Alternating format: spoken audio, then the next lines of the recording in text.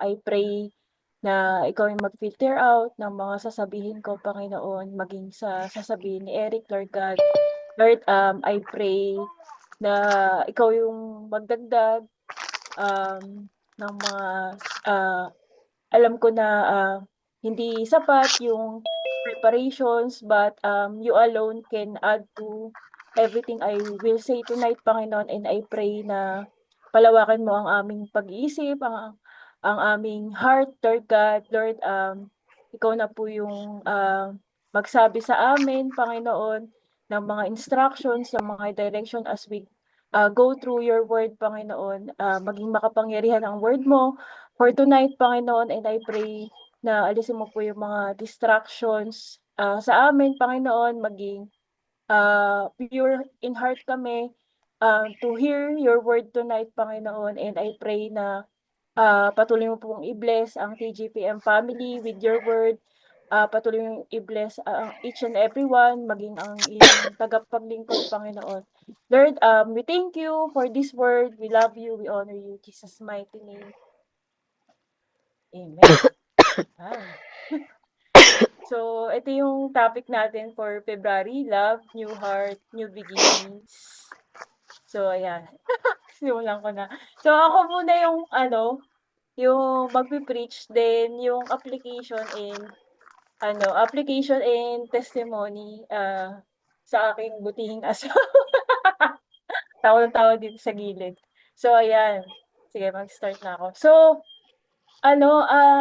parang imaginein mo na makatanggap ka ng news from a doctor na need mong sumailalim sa isang heart transplant, 'no?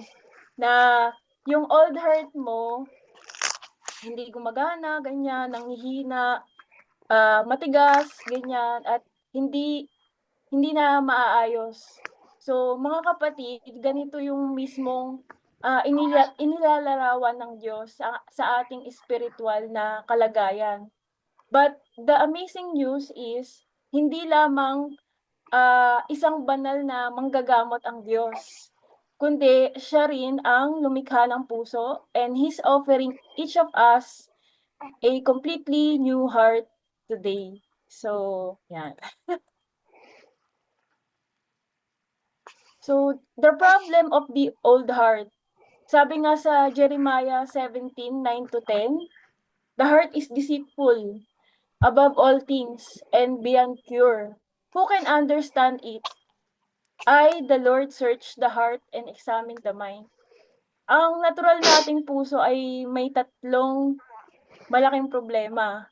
Number 1 is deception, or hindi natin mapagkakatiwalaan ang sarili nating puso. We can't even trust our own hearts. Minsan iniisip natin na tama yung ginagawa natin kahit mali naman, 'di ba? So, minsan we justify our wrong actions. Pinapaniwalaan natin ang sarili natin na okay tayo kahit hindi. We deceive ourselves about our true condition. We justify our wrong actions para lang hindi tayo makonsensya. So, dito naalala ko si King Saul. So, si Haring Saul ay nag-isip na tama siya sa pagpili ng mga hayop para sa handog. Pero, hindi niya nakita ang kanyang pride. Pinagpatuloy niya ang kanyang disobedience, at sa huli, nawalan siya ng kaharian dahil sa self-deception. So, number 2 is hardness or katigasan ng puso. Minsan resistant tayo sa voice ni Lord. Minsan nagiging manhid tayo sa boses ng Diyos. Minsan nga unresponsive. Recording in progress. Unresponsive to His love. Hindi tayo nakikinig kahit may sinasabi sa atin ang Diyos. We resist His love and guidance kahit alam nating siya lang ang makakatulong sa atin. So parang yung si Pharaoh nung yung panahon ng ni Moses, 'di ba? Si Pharaoh ay paulit-ulit na pinatigas ang kanyang puso laban sa Diyos kahit na nasaksihan niya yung ano, yung 10 milagrong salot, 'di ba? Hindi pa rin siya tumanggap kay Lord, na nagresulta sa kanyang huling pagkawasak. So, number 3 is impurity. Ang puso natin ay hindi dalisay, minsan mixed emotions, ganyan. Minsan ano, minsan hindi laging tama or pure. Minsan meron tayong divided loyalties. Minsan kay Lord, minsan sa mundo, ganyan. Contaminated tayo ng worldliness, mas inuuna ang sarili kaysa sa kalooban ng Diyos. So, parang ano, yung parang sa Mark 10:17-22, yung rich young ruler. Yung ano, 'di ba gusto niya, nais niya sa buhay niya yung buhay na walang hanggan at tinupad niya daw yung lahat ng utos. Pero ang puso niya ay nakakabit sa kayamanan. So, he walked away he walked away sad when Jesus exposed his divided heart. Kaya kailangan natin ng bagong puso mula sa Diyos. Isang pusong malinis, malambot at tapat sa Kanya. So God's solution, a new heart. Pero purihin ng Diyos, hindi niya tayo hinahayaan sa ganitong kondisyon. Tingnan natin ang napakagandang pangako niya sa Ezekiel 36:26. I will give you a new heart and put a new spirit in you. I will remove from you your heart of stone and give you a heart of flesh. Bibigyan ko kayo ng bagong puso at bibigyan ko kayo ng bagong espiritu. Aalisin ko ang pusong bato at bibigyan ko kayo ng pusong laman. So alamin natin bakit nga ba nagbigay ng ganitong pangako si Lord. So, in historical and spiritual context lang sa aklat ni Ezekiel. So, si Ezekiel ay isang paring naging propeta sa panahon ng pagkatapon sa Babylonia. Kabilang siya sa unang grupo ng mga Hudyong dinala sa pagkabihag sa Babylonia. Nagsimula yung kanyang ministry nang siya ay 30 years old. Ang edad kung kailan dapat siya magsimula bilang pari. Siya ay nag-prophecy bago at pagkatapos ng pagkawasak ng Jerusalem. So, sinasabi sa Ezekiel chapters 1-4, ipinakita ang kalagayan ng puso ng Israel. Ang mga tao ay nagsasagawa ng laganap na pagsamba sa Diyos-Diyosan at may mga relihiyong yung parang outside lang. Kumbaga religious ka outside, gano'n. Ang kanilang mga puso ay matigas at hindi tumutugon sa mga mensahe ng Diyos. At ang kanilang mga pinuno ay nagligaw sa kanila. So, according kay Lord, sabi pa do'n, ang mga tao ay may pusong bato, hindi tumutugon sa kanyang pag-ibig at may spiritual na nangangalunya. Kumbaga sinasamba si Lord, sinasamba rin si yung kaaway, yung gano'n. Ang kanilang mga puso ay nakakabit sa mga Diyos-Diyosan at bagamat may panlabas na relihiyon, wala namang tunay na pagbabago sa kanilang puso. Tapos sa Ezekiel chapters 25-32, ipinakita ang mga mensahe ng paghatol. Dumating ang paghatol dahil sa patuloy na pagrerebelde ng mga tao, kahit may mga babala na. Pagtanggi na magsisi, paglabag sa tipan or sa kautusan at pagkasira ng tunay na pagsamba. So ang purpose ng paghatol ay para ipakita yung walang katuturan na pagsamba sa Diyos-Diyosan. Ipakita ang kabanalan ng Diyos dahil ang mga tao, dalhin ang mga tao sa pagsisisi at ihanda sila para sa panunumbalik. So sa Ezekiel, sa mga chapters 33 to 39 ng Ezekiel, ipinakita naman dun yung hope or pag-asa. So yung the valley of dry bones, which is yung Ezekiel 37, ipinakita ang espiritual na kamatayan ng Israel. Ngunit ipinakita rin ng Diyos ang kanyang kapangyarihan na magbigay buhay, na katulad ng pangangailangan ng bagong puso para sa pagbabago. Yung chapter 36 ng Ezekiel, tumutok tumutok sa mga taong nasa pagkatapon or exile. Nagpapakita ng solusyon ng Diyos sa kanilang pangangailangan ng pagbabago ng puso pagkatapos ng paghatol. So in context, yung Ezekiel 36:26, ang problemang tinutugunan nito ay ang mga pusong pinatigas ng kasalanan, ang kawalan ng kakayahang sumunod sa Diyos, ang paulit-ulit na pagrerebelde, at ang pagkabigo ng pagsisikap ng tao na magbago.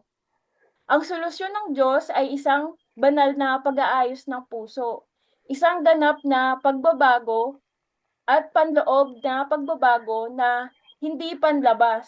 Kumbaga internal, hindi external. So ito ay initiative ng Lord, hindi sa pagsisikap ng tao.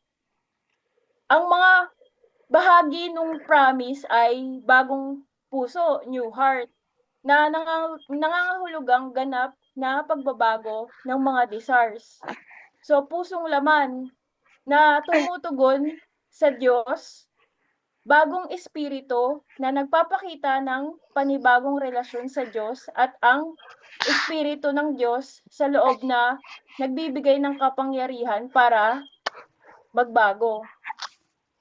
So bakit ito ay isang makabagong pangako? Kasi sa dating tipan, ang batas ay, 'di ba, ang batas ay nakasulat sa bato, ang pagsunod parang mas focus sila sa pagsunod sa mga batas, yung sa national identity, sa temple centered worship. Pero sa pangako ng bagong tipan, ang focus ay panloob na pagbabago ng puso, personal na relasyon sa Lord, at pagsunod na pinalakas ng espiritu. So Ezekiel 36:26 comes from a deep understanding of humanity's inability to change, recognition of the need for God's intervention, God's promise for true transformation, and God's promise of a complete solution to humanity's core problem.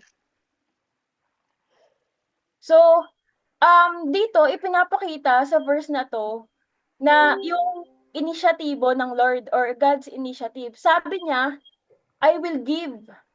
Siya mismo ang gagawa ng pagbabago. Hindi natin kayang ayusin o baguhin ang sarili nating puso.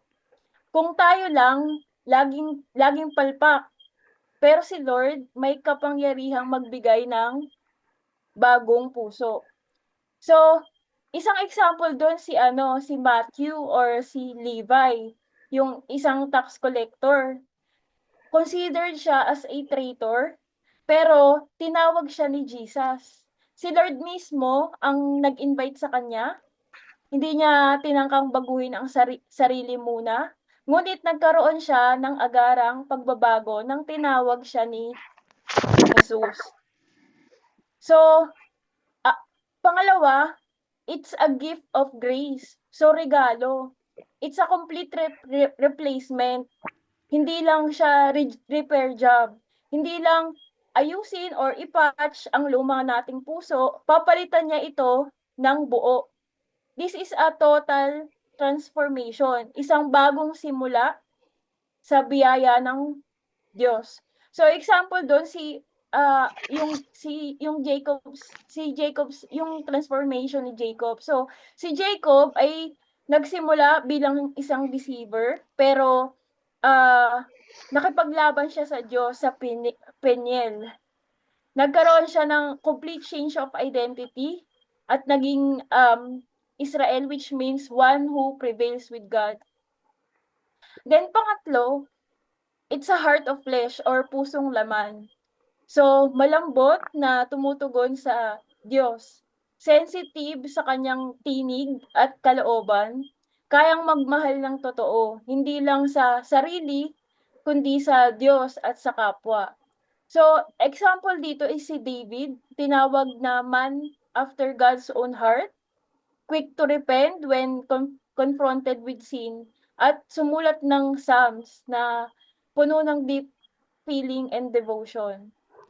Bagamat siya'y naging hari, pinanatili niyang malambot ang puso. So, ano nga ba yung purpose ng new heart? So, why does God give us a new heart? Bakit tayo binigyan ng Diyos ng bagong puso? Ang pinakadahilan ay pag-ibig. Sabi sa Matthew 22:37, ibigin mo ang Panginoon mong Diyos ng buong puso, buong kaluluwa at buong pag-iisip. So the primary purpose is love. Look at Matthew 22:37, sabi doon in English, love the Lord your God with all your heart and with all your soul and with all your mind. Dahil dito, ang bagong puso na ibinibigay ng Diyos ay nagbibigay sa atin ng kakayahang una, mahalin ng Diyos ng dalisay. Love God purely. Kumbaga, walang halong pansariling interes, without mixed motives, buong pusong debosyon or with full devotion. Siya ang nagiging pinakamataas nating priority or as our highest priority. So, maalala natin dito si Abraham kasi willing siyang i-sacrifice si Isaac, yung anak niya, yung nag-iisang anak niya. He trusted God completely. At inilagay ang Diyos higit sa pinakamahalaga niyang ari-arian. Dahil dito, Abraham became the father of faith. Then, number 2, love others sincerely. We cannot love others if we don't love the Lord. Diba? So, una talaga si Lord. Then, second is to love others sincerely. Mahalin ang iba ng totoo. Yung galing sa malinis na motibo. Hindi hindi ginagamit ang pagmamahal para sa pansariling pakinabangan. Without manipulation. Kumbaga may habag at pagmamalasakit gaya ni Kristo with Christ's compassion. Like yung pinakita ni Joseph, no? Yung pinatawad niya yung kanyang mga kapatid na nagbenta sa kanya. Binigyan pa sila ng pangangailangan. Wala siyang galit o paghihiganti at nakita niya ang layunin ng Diyos sa kanyang pagdurusa. So pangatlo, love consistently or magmahal ng tuloy-tuloy. Hindi lang kapag feel natin ganyan, not just when we feel like it, hindi lang kapag madali or convenient, naninindigan sa tapat at walang hanggang pagmamahal. Yung parang si Ruth, no, iniwan niya yung kanyang bayan para kay Naomi at lubos na nagpakasakit. Tapat siyang naglingkod sa kabila ng mga mahihirap na sitwasyon at naging bahagi siya ng angkan ni Jesus. So, how do we maintain a pure heart? So, receiving a new heart is just the beginning. Kailangan natin itong ingatan at panatilihing malinis. Sabi nga sa Proverbs 4:23, above all else, guard your heart, for everything you do flows from it. Paano nga natin mapapanatili ang kalinisan ng ating puso? So, na-realize ko dito, hindi lang 'to one time, big time na na papalitan yung heart mo 'no. It's an everyday process, Kasi minsan kunwari sa work, kapagka may kaaway ka, impure na agad yung heart mo. Alam mo 'yan, Eric. O kaya kapagka nagkatampuhan kayo, impure na ulit. Kasi 'di ba 'pag sinabi mong impure, ano yun, yung parang nadudungisan, yung gano'n. pagka nadudumihan, gano'n. Kasi 'pag pure, kumbaga dalisay, malinis, walang bahid ng dumi, ganyan. So, puwede nating i-link kasi yung new heart sa pure heart kasi bago, 'di ba? Kumbaga para siyang sanggol na 'di ba masyado ano siya, mas kumbaga mas nakadikit siya sa mother niya. Kasi ano, bagong panganak siya, ganyan. Mas ano, mas kumbaga wala pang laman yung puso mo, pero pagka nag-grow na yung baby, 'di ba, mga teenager, minsan nagiging impure na yung heart niya, mas marami siya ng nalalaman, mas nagiging rebelde na, parang gano'n. So, yung sinasabi ni Lord sa atin is, bibigyan ko kayo ng bagong puso, 'di ba? So, paano nga ba natin mapapanatili yung ano, yung pure heart na yun. So, number one is regular na pagsusuri o regular examination. Sabi nga sa Psalm 26:2, "Test me, Lord, and try me. Examine my heart and my mind." So, maging tapat tayo sa kalagayan natin. Be honest about your condition, lalo na kay Lord, 'di ba? Puwede mo namang sabihin kahit na ano kay Lord, ganyan. So, sabi sabi pa sa 2 Corinthians 13:5, examine yourself to see whether you are in the faith. Test yourselves. So, lagi nating suriin ang ating sarili. So, na kay Lord pa ba ako or hindi na?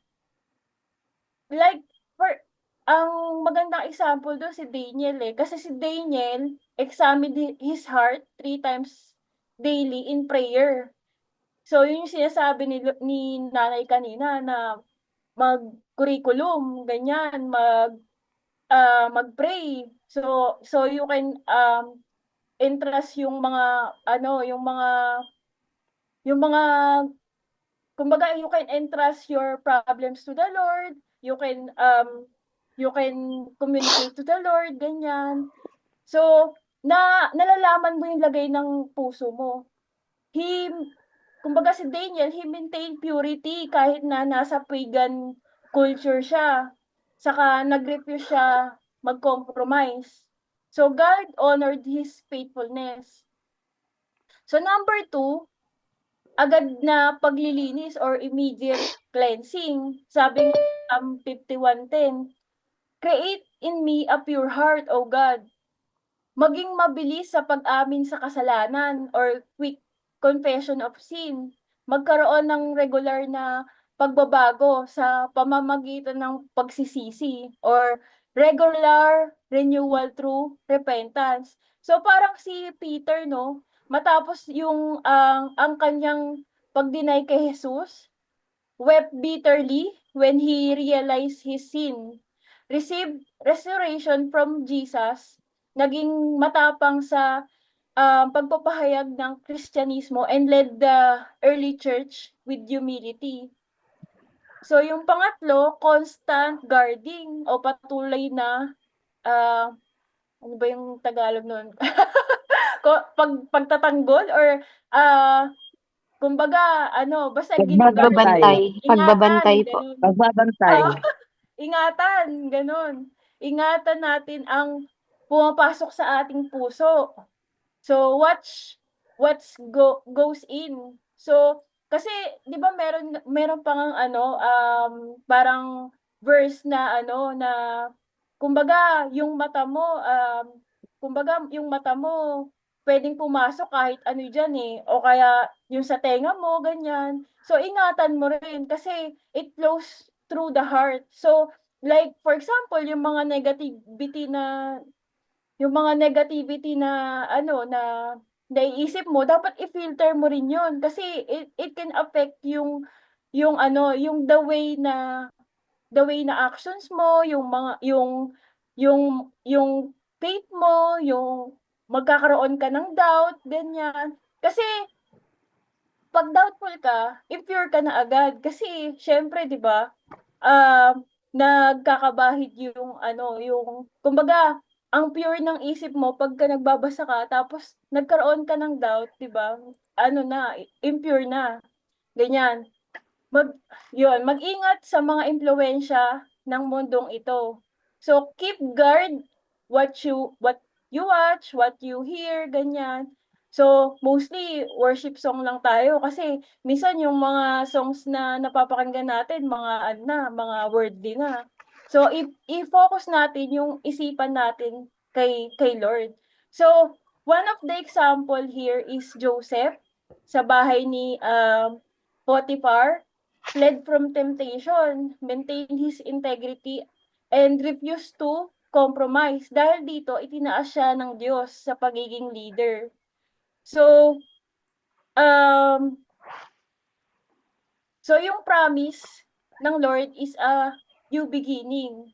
With this new heart comes the promise of new beginning. Sabi nga sa 2 Corinthians 5:17, tayo ay bagong nilalang kay Kristo. Ibig sabihin nito, number 1 is fresh start. Napatawad na yung mga kasalanan ng nakaraan. So, past sins forgiven. May bagong kakayahan tayong magmahal, new capacity to love, and then may bagong potential para sa paglago or growth. So, parang yung babae sa balon sa John chapter 4. So, meron siyang 5 nabigong kasal at itinuturing na social outcast. Nung makilala niya si Jesus, naging isa siyang ebanghelista sa lungsod nila. So, number 2 is new power. Sa Romans 5:5, God's love has been poured out into our hearts. So, ang banal na espiritu ang nag-e-enable sa atin. Mayroong, kumbaga divine na lakas para sa araw-araw na buhay. So, one of the example is, yung sa, um, disciples at Pentecost, dun sa Acts chapter 2. So, formerly, they are fearful and hiding. Siyempre nga, lagot sila sa mga Romans, di ba? So, but when they are filled with the Holy Spirit, naging matapang sila, mga witnesses, at binago ang mundo gamit ang kapangyarihan ng Diyos. The number 3, new purpose. Mamuhay para sa kaluwalhatian ng Diyos. Magmahal ng iba ng tapat at wagas. Gumawa ng pagbabago sa mundo, making a difference in the world. So, parang si Paul, from persecutor to apostle, so nagkaroon siya ng complete um, transformation of mission. So, he used his gifts for God's glory. So before I conclude, tawagin ko muna yung pogi kong asawa para sa application and testimony. Amen. Praise God. Narinig ba ako? Clear ba? Ayun. Amen. Hello? Yan. Ayun. Salamat sa mensahe. Salamat sa aking napakagandang asawa. So, sa part ko naman po, ibabahagi ko po ang kung paano po ako nagkaroon ng kung paano ko naramdaman ang pagmamahal ng Diyos at ako'y binigyan ng renewed heart at ng panibagong simula para sa pagpapatuloy ng aking buhay. So, doon pala sa iba na ako pa hindi pa kilala. Ako po si Eric. Ilan taon na ba ako? 38 years old. Sa pagbabahagi po ng testimony, hatiin ko po sa dalawa. Ibibigay ko po ang aking testimony sa kung paano ako nabago ng Diyos at nagkaroon ng bagong puso at bagong panimula in terms of sa aking relasyon sa ating Panginoon at maging sa mga relationship sa ibang tao, or I mean from my previous relationships. So, dati po nung bago pa ako maging, Kristiyano, bago ko pa natanggap si Lord, um, i-she-share ko lang kung ano yung pagkakakilala ko dati kay Lord nung, ah, hindi ko pa siya, totally kilala, hindi ko pa siya totally tanggap. So, i-share ko lang po, naalala ko dati na kasi sa ibang relihiyon, required tayo magsimba, ganyan. So, naalala ko, um, in terms of pagsisimba, nagagawa ko siya dati. Parang every birthday ko lang. So, para bang ganun siya in terms of, relationship kay Lord sa pagsamba, ganun siya kababaw na, "Ay, birthday ko na naman, sisimba na lang ako," ganyan. And so, basically hindi siya consistent, hindi siya wala siyang, ah, basically hindi hindi ko siya gustong gawin.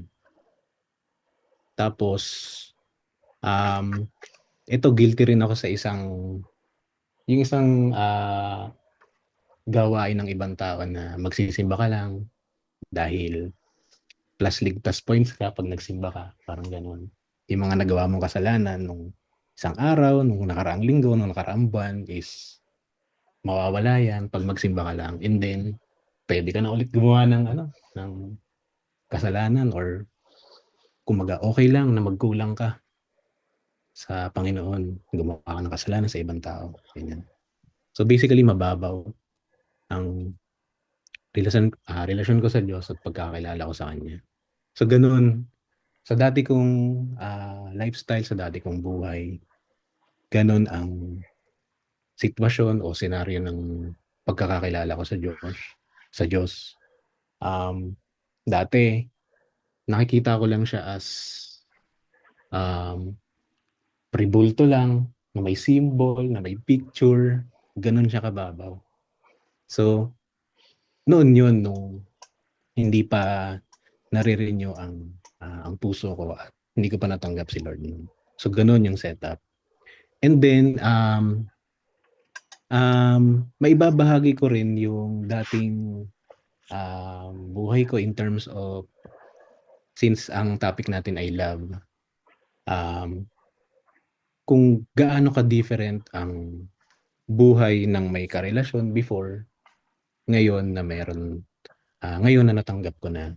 Kung ano ang kaibahan niya before versus ngayon na natanggap ko na at nakilala ko si Lord. So dati, um, para pala sa kaalaman ng iba, so, kami ni mag-asawa na kami, nakasal kami, nitong nakaraang taon lang, December 12. Pero before that, sa akin personally, marami rin akong napagdaanang past relationships. So, specifically mga failed relationships ito. Dami akong nadaanang, breakups. Dumaan ako sa punto na bakit parang hindi nagtatagal, kasi nag-effort ka, nagsimula ka ulit ng bago, pero ang nangyari sa huli, failed pa rin. So, andun yung moment na iiyak ka, na lagi kang magtatanong, "Saan ako nagkulang? Saan siya nagkulang?" Maraming questions, gano'n. And, marami kang, pinag-aawayan ng mga previous, relationships ko sa pera, sa oras, um, may mga bagay ka lang na hindi magawa. Nagbabago na bigla yung una, sobrang mahal mo siya, mahal na mahal mo siya. Pero nung may makita ka lang na isang bagay or isang ugali na hindi pabor sa'yo, or ikaw meron kang ugali na hindi pabor sa kanya, biglaan kayong magde-decide na, "Ayoko na, tama na, itigil na," ganyan. So, basically yung setup ng buhay ko dati is gano'n, mababaw ang pagkakakilala sa Diyos, sisimba ka dahil para lang magkaroon ng Kumbaga para lang may magawa ka tuwing linggo, para lumabas ka ng bahay, ganyan. Para masabi mo lang na, nakapagsimba ako, ganyan. And yun nga, sa pagdating naman sa relationship, um, gusto mo lang siya ngayong araw na 'to, pero hindi ka sigurado kung hanggang saan ang kaya mong gawin para ipagpatuloy yung relationship niyo, gano'n. So, ito naman ang testimony ko ngayong, nung simula nung natanggap ko si Lord sa buhay ko. Ano yun, kailan ko ba natanggap si Lord? April 24, 2024, last year. So, sa pamamagitan ni Kuya Sammy, so tinanggap ko si Lord. Kasi during that time, nandun yung pakiramdam sa puso ko na may kulang, meron akong hinahanap. So, during that time, yun yung nasa puso ko eh. Pero, since hindi ko patanggap si Lord before, lumang puso pa yung nasa akin. So, puno pa to ng bandages from the past, mga hardships, mga fears, mga doubts. So, nung simulang makatanggap ako kay Lord, sabi nga dun sa topic namin na new heart, new beginning, ni-restore niya, hindi lang ni-restore, pinalitan ng bago. Since napalitan ng bago, nag-iba yung desire ko sa buhay, nag-iba ang pagtingin ko sa buhay. Unang-una, in terms of relationship with God, unti-unti kong nakikilala kung sino si Lord, na siya pala ay ang Diyos natin na sobrang mapagmahal. Kahit sobrang mahal ka niya, kahit hindi mo ibinabalik sa Kanya yung pagmamahal na binigay mo sa Kanya. Ganun kanya kamahal, unconditional. Na siya ang Diyos natin na mapagmahal, na tinubos niya ang kasalanan, hindi lang kasalanan ko, kasalanan ng mga kamag-anak mo, ng ibang tao, kundi lahat ng anak niya. Bumaba siya sa lupa at tinubos ang ating kasalanan at nabuhay muli. So ganun, isa yun sa simula nang natanggap ko si Lord, nabigyan ako ng bagong design ng puso at bagong desire at ng panibagong pagkakataon na magsimula ulit sa buhay. Hindi lang niya ako binigyan ng pagkakataon na magsimula. Binigyan niya ako ng pagkakataon na magsimula sa tamang direction na guided ng Panginoon. Na mas malalim na pagkakilala sa Kanya. Ngayon, sabi nga ni Nanay Ruth kanina at ni Yeng na tayo dapat mag-curriculum and siyempre magbasa ng Bible. Share ko lang mga kapatid na never akong nagbasa ng anything na libro or kahit anong references man yan. Pero praise God, nung nakilala ko si Lord, nakatapos na ako ng naka-isang round na basa na ako ng Bible. And ngayon, balik ulit ako sa Old Testament, pero ang ginagawa ko naman ngayon is mga Tagalog version naman. Kasi yung unang basa ko before is English. So, with my new heart and new desire, mas nakikilala ko si Lord, mas lumalalim, hindi lang dahil sa every Sunday nagsisimba kami ni Yeng, lumalabas, pumupunta sa church. Because patuloy na pagdarasal, natutunan kong magdasal na parang kausap mo lang ang Diyos. Parang kapatid, parang tatay, parang kasama na nasa tabi mo lang. At kasi natutunan ko na yun ang paraan, unang paraan sa pakikipag-usap sa Diyos. Dahil Pag nagdasal tayo, ang way ni Lord para tayo ay replyan or sagutin or magbigay ng mensahe ay siyempre sa pamamagitan naman ng pagbabasa natin ng Bible. So, makukuha natin do'n yung mensahe niya sa atin. So, ito, with a new heart and bagong simula sa buhay ko, patuloy kong, minamahal ang Diyos, natuto akong magpakumbaba. Kasi before ano, nandun yung since iba pa yung desire ng puso mo, masyado kang mapagbataas, na feeling mo tama na lahat ng gagawin mo. Ngayong nakilala ko si Lord, um, ipinamulat niya sa akin na, siya ang ating, tagapaglalang at tayo ay nilalang niya, na tayo ay may responsibility na ibalik sa kanya ang pagmamahal na binigay niya sa atin. So natuto akong magpakumbaba, natuto rin akong makisama sa ibang tao at, um, maging, obedience sa sa sa Diyos, obedient sa asawa, 'yan. 'Yan. So, 'yun, um, sa naging bagong buhay ko sa pagtanggap ko kay Lord, 'yun yung isa sa mga natutunan ko in terms of relationship with God, and I believe na mas marami pa akong matututunan, mga revelation si Lord as I continue to pray and study the Bible. And, nagkaroon din ako ng maraming kakilala, 'yan nakilala ko sila Kuya Sammy, sila Nanay Ruth, 'di ba? Kasi niregaluhan ako ni Lord ng relationship, new relationship, and more than that pa ang binigay, 'di ba? Mga bagong kaibigan, bagong kakilala na maggagabay sa kung paano ka mabuhay, kung paano ka tumuloy sa buhay dito, and siyempre sa pananampalataya sa Lord.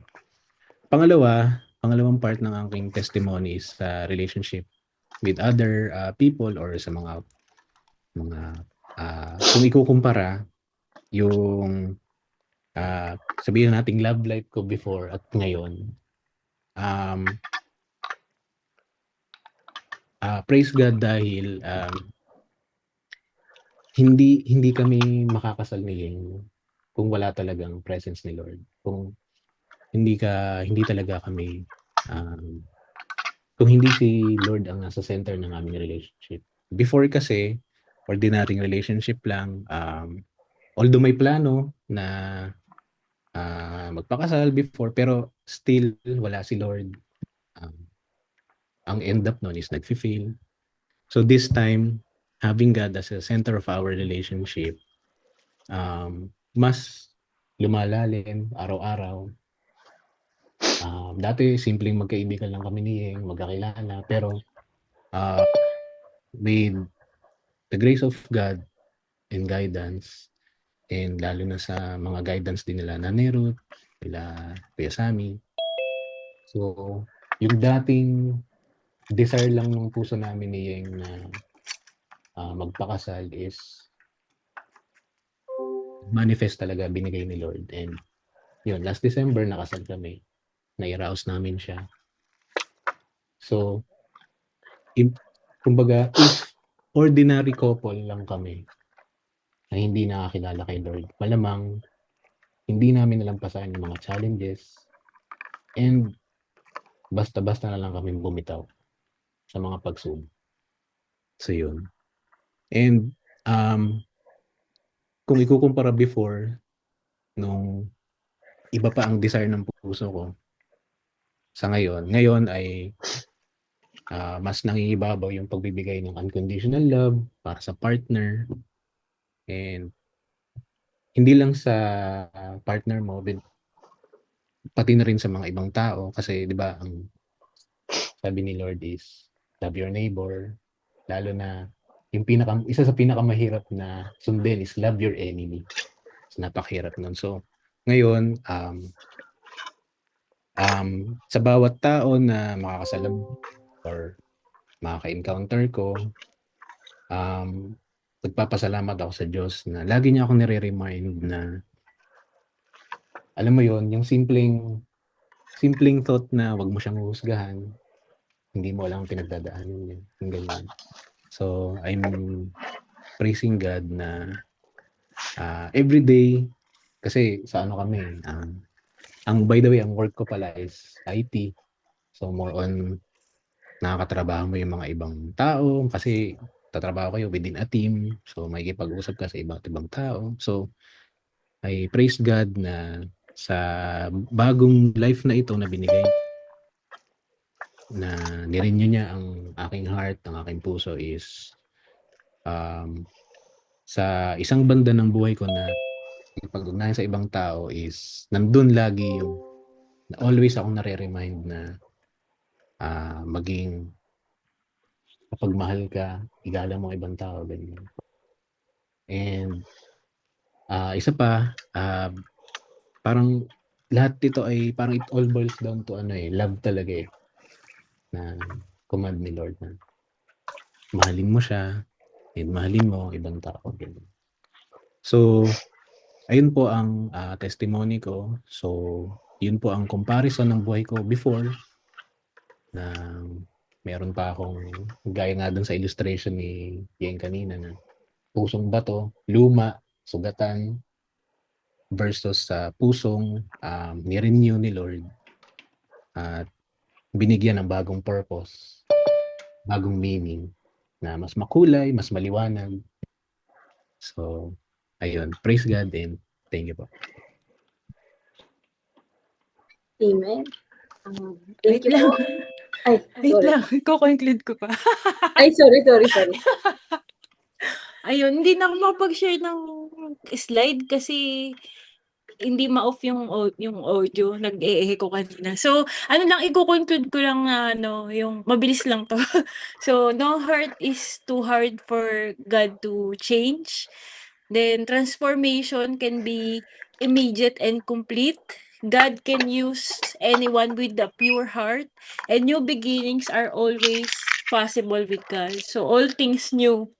Yun. So, ngayon, ino-offer sa'yo ni Lord is a new heart to replace your old one, a fresh start in life, and a new capacity to love. So, the question is, will you receive it? So, let us pray. So, let's bow our head and feel the presence of our God. Lord, we thank you for this day, Lord God. Salamat po sa iyong salita, Panginoon. Salamat po na nakapag-prepare kami ni Eric, Panginoon. Salamat po for your guidance, for your wisdom, for your knowledge, Panginoon. Lord, patuloy mo po kaming i-bless, Panginoon. Naway maghari ang iyong word, Panginoon, sa aming mga puso, Panginoon. Lord, give us a new heart every day, moment by moment, Panginoon. Lord, we need you, Panginoon, to have a new heart, to have a pure heart, Panginoon. And we know na we are nothing without you, Lord God, and I pray na palakasin mo kami everyday spiritually, Panginoon, as we do our curriculum, as we pray with you, as we study your word, Panginoon. Ipaalala mo sa amin na ipaalala mo po sa amin, Panginoon, na palagi kang nandyan, Panginoon, to guide us, Lord God, sa lahat ng pinagdadaanan namin, Lord God, whether it's a happy event or not, Panginoon. Lord, um, I pray na sa bawat desire ng puso ng bawat isa, Panginoon, I pray na palitan mo to ng desire na galing sa iyo, Panginoon. I pray for protection, for provision, Panginoon, and I pray na I apply namin kung ano man yung natutunan namin for tonight, Lord God. I pray na patuloy ka naming marinig. Hindi kami magkaroon ng heart of stone, Lord God, but a heart that is soft, Lord God, and sumusunod sa iyo, Lord God. And we thank you, Lord God. We love you. We honor you in Jesus' mighty name. Amen. Amen. So, ayan. Pasensya na po sa bloopers kami. So, ayan po. Praise God po sa naging sharing ni Kuya Eric at saka ni Ate Yen. So, ngayon naman po tayo ay dumako sa